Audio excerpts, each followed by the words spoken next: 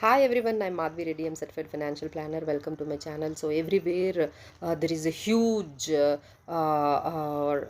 discussions are going on the recession. So recession is what? So recession is a slowdown in the economy. There are different indicators that a country or a economy is going through a tough time. Maybe the higher inflation rate, less GDP growth, or unemployment is the rate is high. So these are all the indicators which is really affects not only the economy and as well as every individual which stays in that situation. So let's talk about, there are four large economies we'll talk about. So what is happening in their countries like Europe, US, and the China and India.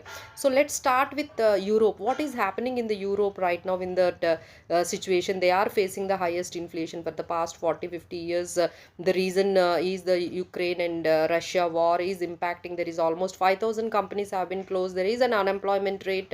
So they are into this phase of slowdown and the recession where they are facing right now. And next one is China. What is happening in the China is there is a drop of 20% of demand in the housing prices, and it is impacting all the industries related to the housing related sectors. So that is making weak investor support or investor confidence, we can say. And they are going through some high climate conditions and the changes, adverse changes, as well as the COVID. They are still struggling with this. This is what is happening in the China slowdown, and which is making towards the slowdown.